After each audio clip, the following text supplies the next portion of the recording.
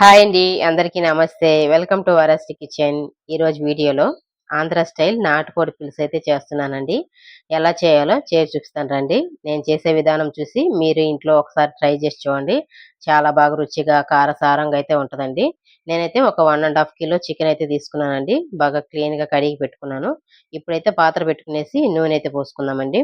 నూనె వచ్చేసి నేను నువ్వుల నూనెతోటైతే చేస్తున్నానండి. నువ్వుల నూనె అలాగే ఒక 2 స్పూన్లు నెయ్యి అయితే వేస్తున్నాను. ఈ చికెను మరింత టేస్టీగా ఉండాలని చెప్పేసి నేనైతే నువ్వుల నూనెతోటైతే చేస్తున్నానండి.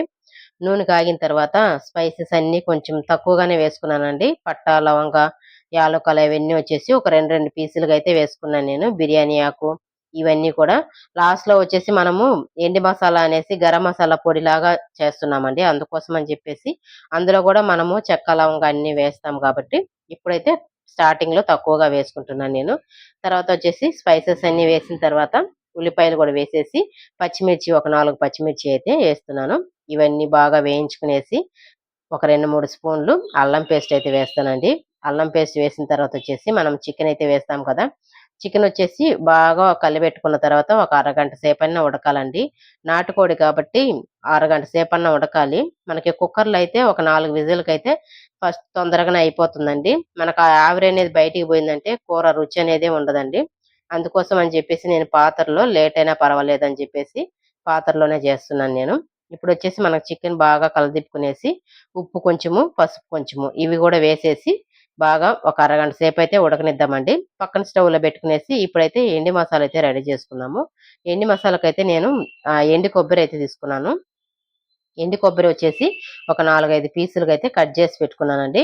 కట్ చేసి పెట్టుకున్న తర్వాత వచ్చేసి ఇందులో వచ్చేసి మనకి జీలకర్ర ఒక స్పూను, అలాగే ధనియాలు ఒక 2 స్పూన్లు, చెక్క, లవంగా ఒక 2 పీసులండి, యాలక్కాయి, తర్వాత వచ్చేసి మిరియాలైతే ఒక 2 స్పూన్లయితే వేస్తున్నాను. గసగసాలు గూడా వేస్తున్నానండి. కోడి కూరొచ్చేసి సూపర్‌గా ఉంటుంది. అందుకోసం అని చెప్పేసి గసగసాలు ఒక స్పూను, తర్వాత ఆ పౌడర్ పట్టేటప్పుడొచ్చేసి జీడిపప్పు గూడా వేస్తున్నానండి నేను. ఇంకా మరింత టేస్టీగా ఉండాలా కూర అని జెప్పేసి జీడిపప్పు గూడా వేస్తున్నానండి. ఈ పౌడర్ పట్టేటప్పుడొచ్చేసి కొంచెంగా పౌడర్ పట్టిన తర్వాతొచ్చేసి లాస్ట్‌లో వెల్లుల్లిపాయలు ఒక 4, 5 అయితే వేస్తాను నేను. వేసిన తర్వాత అదొక మిక్స్ తిప్పుకునేసి పక్కన పెట్టుకుందామండి. ఇప్పుడైతే చికెనయితే బాగా ఉడికిపోయిందండి. నాటుకోడి గదా! ఒక అరగంట సేపు ఉడికించుకుందామని జెప్పేసి నేను కొంచెం బాగా నీళ్ళన్నీ ఇనికేదాకా ఉడికిచ్చానండి. నేనైతే టమాటాలొచ్చేసి మిక్సీ జేసుకొనొచ్చాను. మనకి గ్రేవీ అనేది చిక్కంగా ఉండాలని చెప్పేసి టమాటాలొచ్చేసి మిక్సీ చేసుకున్నానండి. పండిన టమాటాలైతే మనం అలాగే కట్ చేసి వేసుకున్నా గాని బావుంటుంది. కారమయితే నేను ఒక 4 స్పూన్లయితే వేస్తున్నానండి. మా కారానికి తగ్గట్టుగా నేను 4 స్పూన్లయితే వేశాను. అలాగే నాటుకోడి గాబట్టి ఇంకా కొంచెం సారంగా ఉండాలి కదా! అని చెప్పేసి కారంగా అయితే చేస్తున్నాను నేను. ఇవి కొంచెం పచ్చి వాసన పోయేంత వరకి ఉడికించుకునేసి తర్వాత ఒక 2 గ్లాసులు నీళ్లు పోసామంటే మనకి గ్రేవీ కావాలి గదండీ! రైస్‌లో తినేదాని కోసం అని చెప్పేసి 2 గ్లాసులయితే నీళ్లయితే పోస్తున్నానండి. ఇది గూడా ఒక 5 మినిట్స్‌కి అలా ఉడికించుకునేసి, మనము పట్టి పెట్టుకుంటాం కదా! మసాలా, ఎండు మసాలా అండి.